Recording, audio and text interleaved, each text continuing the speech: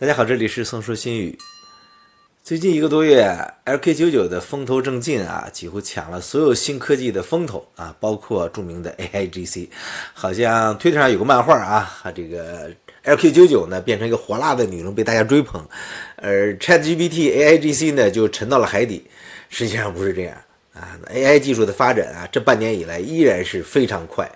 那今天呢，给大家讲一个有意思的话题，就是Dr. GPT 啊，这个 Dr. GPT 呢，就是这么一个肖像。我猜啊，Dr. GPT 这个形象也是用 Midjourney 啊或者类似的AI 画的啊，包括它这个开发者的这个漫画头像可能都是 AI 画的。那么回到主题，这个 Dr. GPT 啊，其实就是一个大语言的模型啊，它可以通过美国医生的执照考试。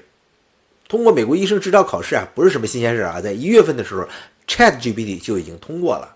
那 Dr. GPT 呢，这是一个开源的项目，它的使命啊是号称为每个人提供自己的私人医生。我们看一下它的网站，它能做到为每个人提供自己的私人医生吗？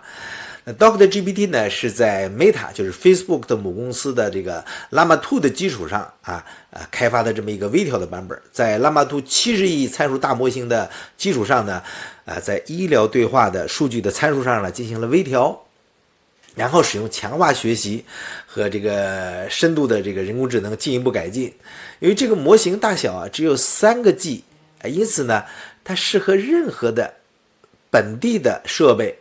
你无需就付款，比如说它可以在离线使用，它可以在电脑上，在安卓手机上，在苹果手机上，甚至在网页版的 Web 上应用。并且呢，它还鼓励对功能提出这个添加和改进的需求。其实这个活呢，百度也在做呀。大家记不记得这个百度3月份的发布会？百度知道他自己做不了全能的 GPT， 那怎么办呢？我们做细分领域啊，对吧？但是做细分呢，一开始肯定要做肉多的，什么金融啊、保险啦，是吧？证券啦，他们做的是这个行业的客服系统，就是简单说问答系统 ，low 不 low？low， 但是肉多呀。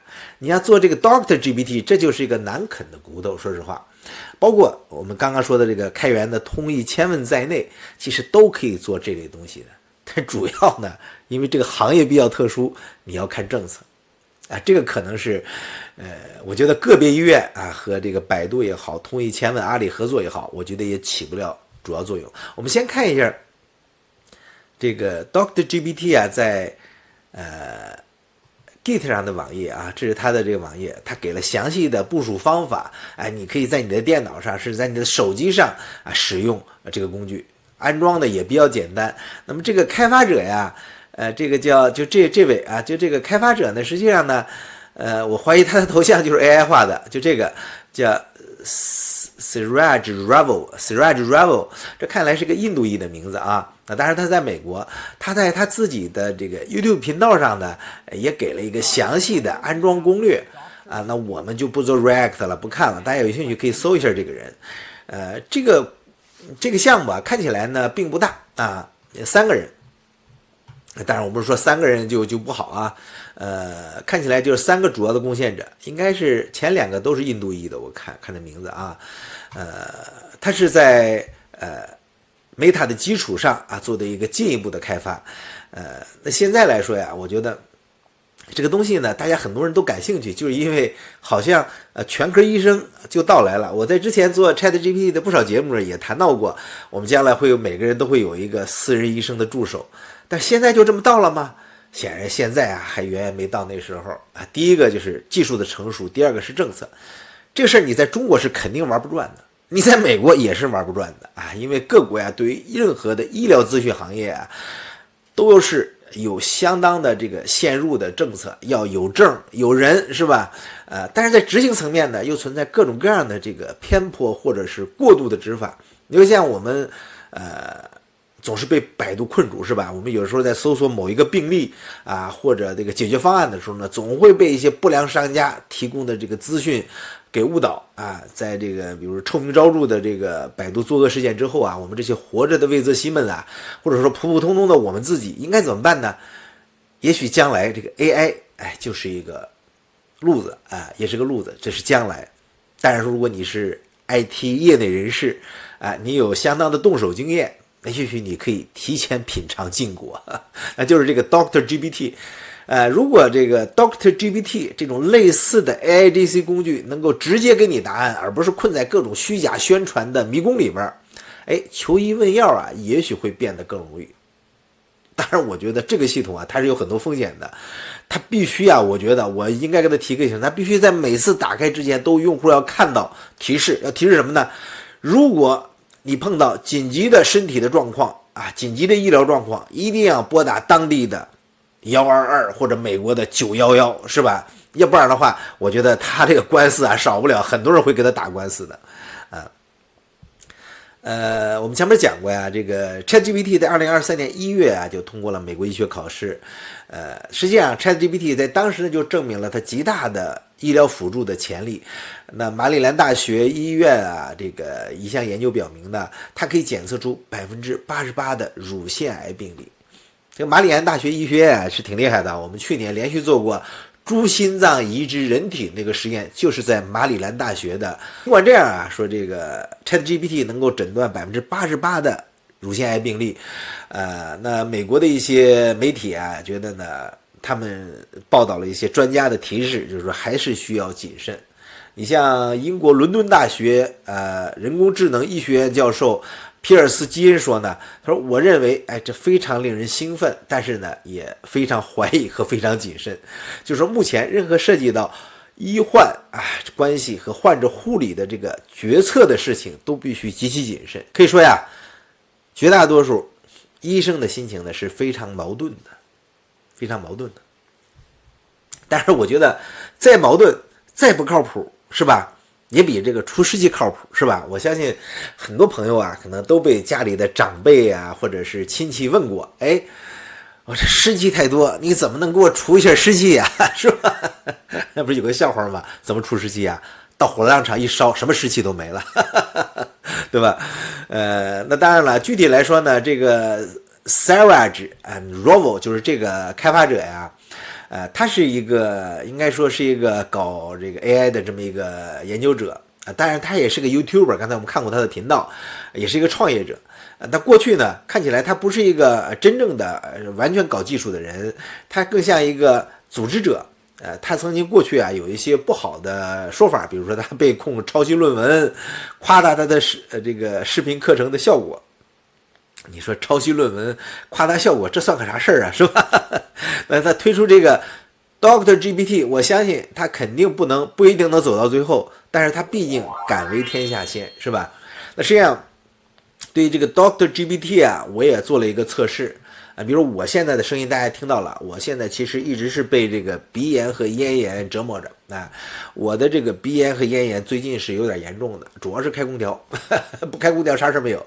所以呢，我就问了这个 Dr. GPT 一个问题，我说呢我的鼻炎和咽炎最近有点严重那么鼻子还略微疼点那么最近呢，我在服用阿司匹林7天，有轻微改善，我下一步应该怎么办？我问他这问题，这下边呢是他给我的回答。你看他给的回答是什么呢？考虑使用鼻腔盐水冲洗或者喷雾剂，就是那个皮质类激素来缓解鼻塞和炎症。你可以尝试非处方抗组胺药，就是什么氯雷他定之类的，来缓解过敏性鼻炎和咽炎的症状。如果您的症状持续恶化，建议您评估病情。这个找专业的医疗人员怎么样？下边给了一个 tips 尽量避免接触过敏源、烟雾或者是强烈气味，保持水分或多喝水等等等等，少说话。少说话可不行，是吧？如果你5到7天内没有改善，可以考虑找医生。那可能的情况呢，就是我有过敏性鼻炎，没错；我有咽炎，没错；我有慢性鼻窦炎，没错。OK， 这个诊断吧是中规中矩，但是他没有。有一个关键的问题他没有回答。我说我已经服用阿司匹林7天了，有轻微改善。我问我下一步怎么办？他呢，他只是给了一个看起来是一个针对我前面提到的关键词鼻炎和咽炎的这么一个回答，而没有回答我关于我正在吃阿司匹林我吃完我是应该继续吃几天，他这个没有给我回答。显然呢要不就是他没看到，要不他就是在避重就轻，因为这个问题是不好回答的。我相信大多数大夫啊，他也给不出一个标准答案来，给出一个有效答案来。我现在感觉呢，嗓子是确实好了很多啊，嗓子好了很多，鼻炎的症状改善不大啊，鼻子呢有点改善啊，这就是我问了一个这个叫 Dr. GPT 的，用他的一个软件做的一个网站，我问了他一个结果啊，这是我个人的一个小测试，就是说这里边呢看起来呢它中规中矩啊，像那么回事儿。那如果再问他一些比较深入的医学问题啊，可能他就要露馅了。我们就不折磨他了啊。我觉得这还是一个比较初级的问题，问他一个吧，比如说问他咽炎吧。大家知道啊，鼻炎、咽炎啊，它的治疗啊，可比这些什么癌症啦难治多了，真的。得过鼻炎、咽炎的朋友都知道，你如果有这个鼻炎、咽炎是个什么样的情况，我估计你们都有感觉。比如说我现在有时问他有什么样的这个治疗这个叫什么咽炎的好方法，我看他怎么回答啊？他 thinking 了啊，看他怎么 thinking。对于咽炎，我放大一下，您可以尝试几种补救措施来缓解症状。首先，重要的是要休息你的声音，不行，我得说话。我估计我要用 AI 替代，我的流量哗就没了。避免过度说话或大喊大叫，这个可以的，我可以离话筒近点，是吧？以减少喉咙的压力。多喝水，这是对的。比如说水或者温热的凉茶，我一直在喝水或者温热的凉茶，可以保持喉咙湿润并缓解刺激。用温盐水漱口，也可以通过减少炎症来缓解炎症啊，就是消炎。贝洛芬或者对酰氨基酚等非处方止痛药可以帮你缓解疼痛或退烧。我没发烧，如果您的症状持续恶化，建议咨询相关医疗进一步评估。如果病因是细菌性的，则需要开具抗生素处方。它下边呢，他又给了一个进一步的这个说法啊，然后呢也给了一个 tips 啊，给了一个可能性。这个东西吧，您觉得怎么样？我觉得呢中规中矩啊，这个水平呢并不比百度里边的那些39啊那些真医生回答的那个答案要高，不比那个高。因为现在呢这个简体中文的搜索引擎上呢他把一些医疗问答类的网站这个权重的提高了，这样的话大家一搜的话呢就能搜到这些医疗权重类的网站，这样呢就能给出有的是人类医生给的这个靠谱的回答。但是啊，你不能说这个 Dr. GPT 它就真的不行，它还是靠谱的，中规中矩，它不会给你错误的东西，它起码对于医疗知识的普及，这一点来说，我觉得它还是有帮助的。是吧？比早期的时候那个简体中文环境搜索一搜一团乱麻，比那个要强多了。很多人对它是有不同意见的，他们认为啊，这个通过这个医学考试啊，就这个模型当医生用是极其不靠谱的。你说实话，就是一个黑盒子嘛，是吧？简单说，我不知道你是怎么决策的，所以我不能采纳。这就是我说的。就他这个应用啊，就是这个作者呀，他应该不停的提示，这个东西啊，只是作为一个娱乐目的，是吧？娱乐目的 entertainment 不能用于真正的生产啊，这种来看病，这个不然的话，这个风险自责。说实话，像这个东西，你也不可能在偏远地区、没有医疗的地区，还信跳大神出湿气的这些地区来用，是吧？那些地区倒是真的需要这么个系统来普及现代医学的基础知识啊。除此之外的质疑当然还有很多，那这个沟通就特别重要。现在看起来呢，就是 ChatGPT 在理解人性啊、人的情绪、人的这个感觉方面，它肯定要差很多。那当然，这个 Dr. GPT 它要差的更多一些。所以现在来说呢，我们既不能对 Dr. GPT 一棒子打死，对这个东西啊也要保持相当的谨慎，因为毕竟说什么，它涉及到我们每个人的安全。就像这个它这个 Git 页面上说的，我们让每个人提供自己的私人医生，这是他们的使命。所以这个事儿啊，我们不能过度解读啊。这个 Dr. GPT 呢，它可以说它只是 Llama 2的一个 UI，那 Meta 开源了 Llama 2，并且呢可以商用之后啊，这个 AIGC 这个市场啊一下就进入了彻底的混战啊。那么 Meta 认为它落后了，所以我就要搅乱这一池春水，对吧？所以说我觉得这个使命宣言我们不要当成个笑话，尽管它不一定能完成，但是我觉得 AI 将来啊它是有这个使命的啊，我们需要一个，每个人需要一个给自己配备一个智能的私人医生。大家知道现在苹果一直在憋这个大招，是什么大招呢？就是苹果手环里边啊有一个实时检测你血糖的这么一个功能啊，这个跟我们浙江海边要2个月实时检测一次核废水不是一个概念啊，它是2个月实时。苹果这个手表啊是实时检测你的血糖曲线啊，大概是通过一个类似于激光啊，类似于这么个东西，微型的激光发射器或者是怎么样的，总之是无痛来检测你的血糖。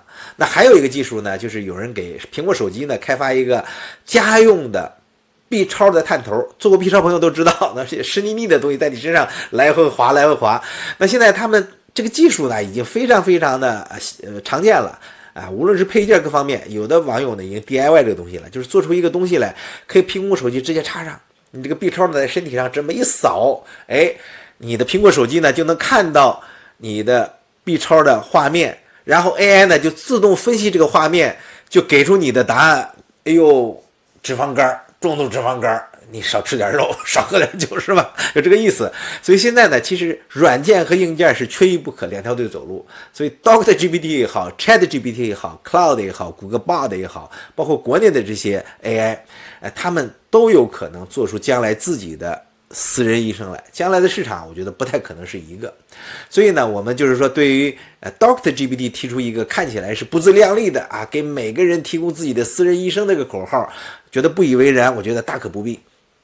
说一个大家熟悉的，大家知道 SpaceX 的宣言是什么吗？就是马斯克那个发射火箭的公司，人类走向多行星，成为多行星生物，是吧？你会对 SpaceX 的这个使命有什么过度反应吗？